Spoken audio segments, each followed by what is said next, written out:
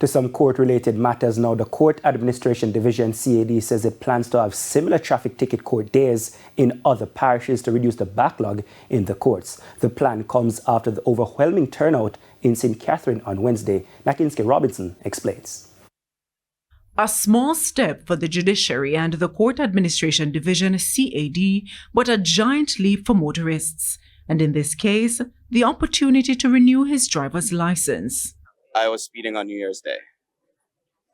And what happened? Why did you not pay? I was complacent, irresponsible, forgot about it, and now I have to pay the price in order to renew my license.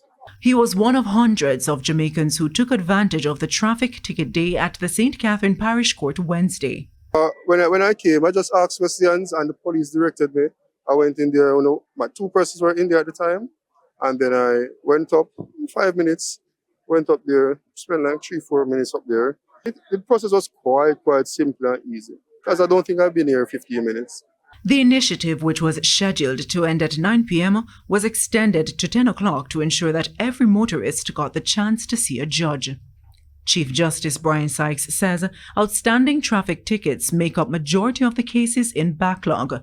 He says it threatens the court's ability to be compliant with international standards that states no more than 10% of its cases should be unresolved after 24 months. A significant portion of the inactive cases was traffic tickets and outstanding warrants arising from traffic offences.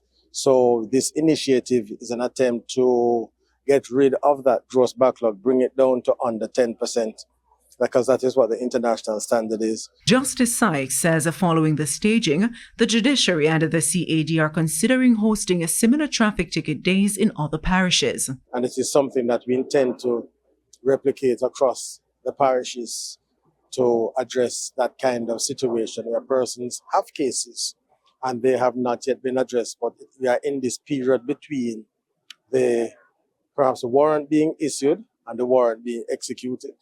When asked which parish would be next, Justice Sykes declined to comment, but he did say St. Catherine and Kingston and St. Andrew had the largest number of outstanding traffic tickets.